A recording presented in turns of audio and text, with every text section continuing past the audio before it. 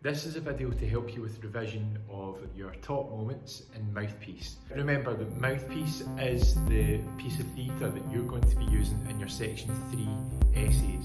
And we went to see this a couple of weeks ago. Based on that performance, you were asked to take some notes. This video is to help supplement those notes, to help you jog some memories, and also to look at some of the text as well, just to help you with your analysis. So I'm going to go through 10 moments from Mouthpiece. Let's start off with moment number 1. Moment number 1 is at the very start of the play, and this is when Libby is thinking about jumping off of the Salisbury Crags. She's going up to the Salisbury Crags and she's thinking about jumping off.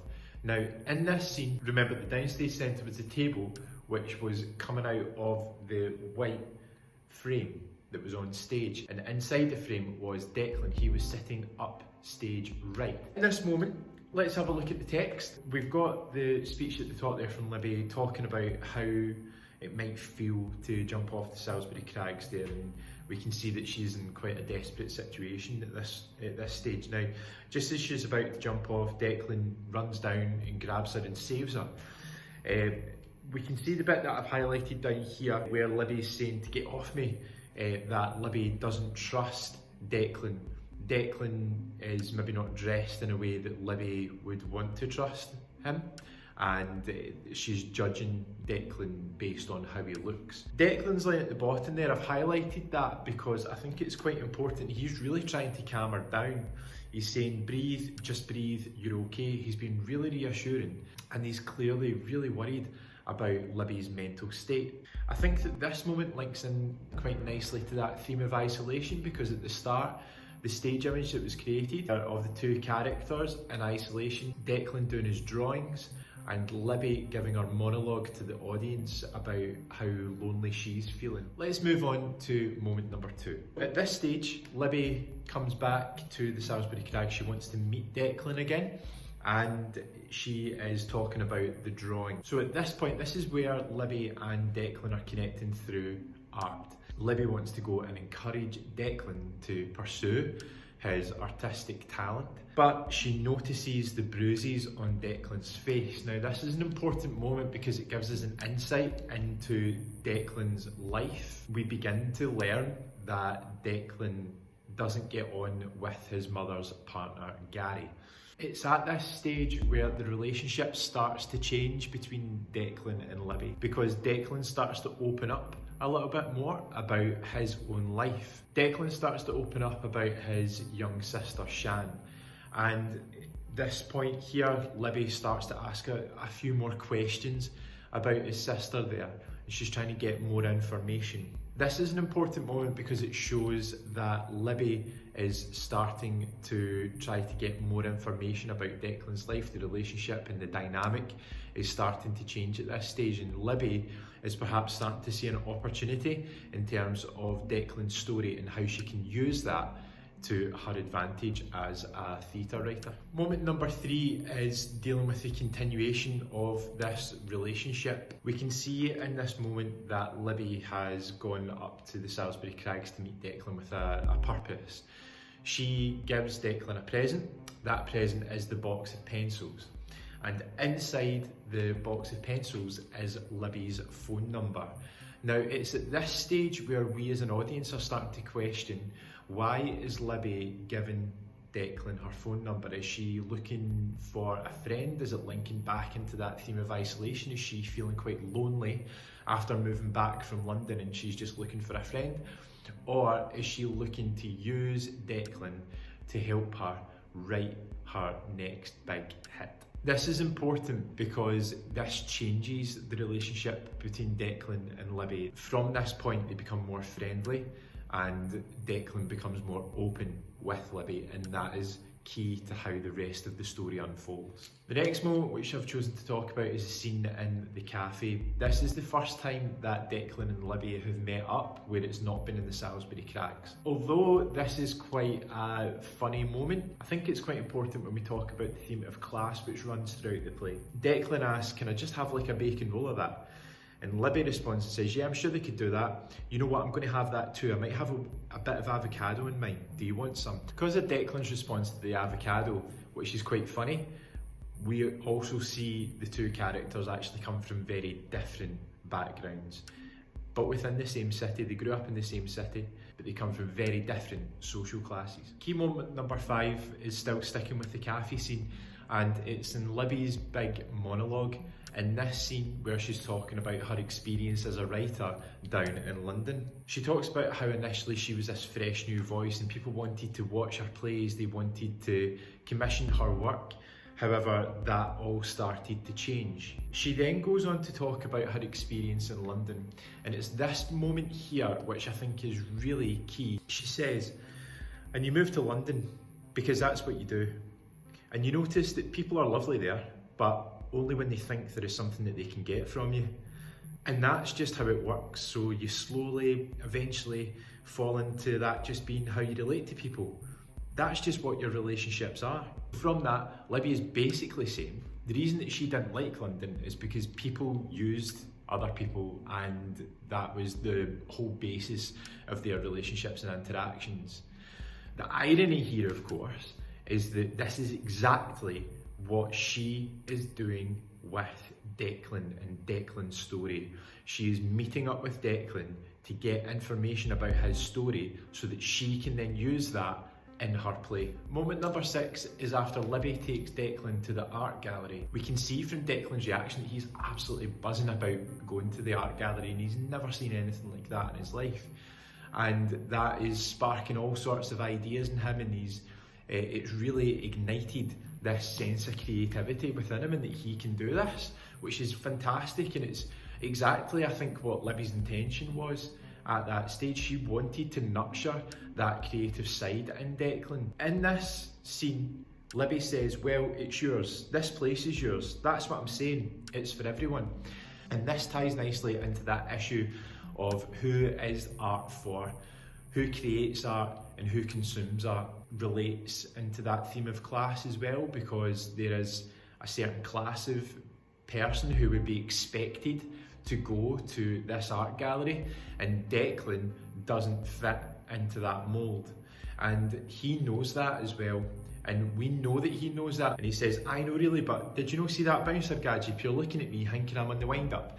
Now, this is obviously something that Declan is used to in his life. He's used to people judging him based on how he looks, and this is just part of Declan's maybe ongoing everyday lived experience. What Libby's trying to say is that you can go to these places, you can be inspired by these things as well.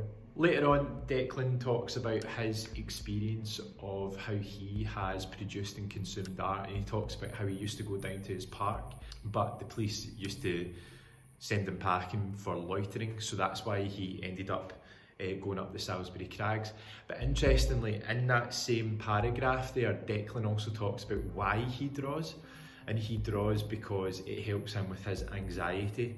So that links into the theme of mental health, which we spoke about in class as well, and how Declan is using his creativity to help him cope with some of his more anxious moments in his life. Key moment number 7 is when Declan is talking to his younger sister Shan. In this moment here, we actually see a really soft side of Declan. We saw that at the start anyway, with how much he was caring about Libby and how he wanted to protect her.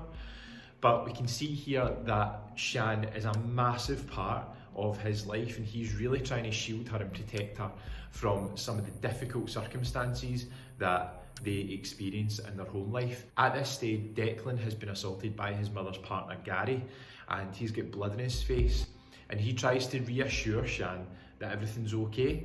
Remember that everything is going to be alright. So he's trying to assure her that everything is going to be alright, that it's just fake blood, and that he's just practicing for a Halloween costume. Now, in order to calm her down, what he does is he gets out the pencils and he starts drawing with Shan, and he draws that picture of the man on the stage with the curtains, and that is going to be the start of his masterpiece, if you like, which he called Mouthpiece. I just think this moment's important here because this picture is the picture that Declan is confident it's sharing. He's really proud of it, but it's also an important moment because it shows how significant Shan is in his life. In an otherwise quite chaotic and isolated life for Declan, Shan is someone who he relies on to feel, to support and to help. Key moment number 8 is when Declan and Libby are back up in the Salisbury Crags and they are listening to music and they're having a dance. If you remember, towards the end of this scene, Declan starts to dance in slow motion and Libby steps out of the scene and she's watching him and she has a monologue and she's talking about the structure of the play again. There's a little bit of foreshadowing here. She talks about the relationship at this stage of a play and what should happen later on in the play, and she says, if it's brilliant, it's because your main relationship is contented and your characters appear to have everything they want and need from each other. At this stage here, Declan and Libby are really happy with their relationship and they're actually getting a lot of happiness and joy from the relationship that they've got. She then goes on to say the image at the midpoint should be a reversal of how the story will end. So that tells us that things are not going to end well for Declan and Libby. Moment number 9 comes after Libby and Declan's relationships really started to break down. Remember, they had that intimate moment, and from that point their relationship really deteriorated. They're back in the cafe in Edinburgh that Libby is showing Declan the play. This is really important because Libby has taken Declan's story and she has produced it for the stage and she's shown it to Declan. There's a really interesting exchange where Libby says, "This is my story now." And Declan says, "But you needed me." And this shows that Libby has been using Declan for his story and she feels that the play that she's wrote is her story and she's trying to kind of push Declan out of her life now, almost like the people in London with her. When they didn't need Libby, they pushed her away, and now she's doing the same thing to Declan. Moment number 10 comes towards the end of the play when Declan confronts Libby at the Traverse Theatre question and answer session. Now he runs up to confront Libby with the knife, and we're told by Libby how the story ends and how Declan is taken off in the ambulance. But then Declan stands up for himself and he tells us that that's not how it ends. This is important because at this point here, I feel that Declan's starting to take control of his own story, of his own destiny, and he's not letting Libby lead him anymore. So there's a real change in their relationship at that point. Declan talks about how he runs out of the theatre and he's running towards the Salisbury Crags and he can hear the sirens and he can see the blue lights. He then runs back up to the Salisbury Crags, which remember was his place of solace before everything happened with Libby. And he's standing there looking out across the city. And remember, at this point here, Declan is isolated. His mum has left with Shan. Gary's taken him away. His relationship with Libby is broken down, so he really is alone, and that's where that theme of isolation comes into play here again. But it's important because at this stage of the play, Declan has started, as I mentioned, to take control of his story, and he's not letting Libby take control of that, because Declan controls his own art, his own story, and it's not Libby's property to have. That's 10 moments from Mouthpiece, which I've just pulled out just to speak about in a wee bit more depth and detail. I'm happy to do another explainer because I know that there's lots of moments within Mouthpiece which I've maybe not covered in this video. As I always say, these 10 moments aren't definitive. You might have your own moments in your own revision notes which you really want to use. The key here is to take these moments, whether it's from the video or from your own revision notes, or remember from the PDFs that I've put up on Teams, and to start to break down what was happening in these moments. What were they doing in terms of the acting concepts, the voice and movement? What were they doing in terms of the design concepts? And that's really what you're going to be talking about in your Section 3 performance essay. I hope this has been useful. Remember to get in touch if you need any extra support. Remember to get in touch if you've got any ideas for any other videos that would help you with your essays and revision.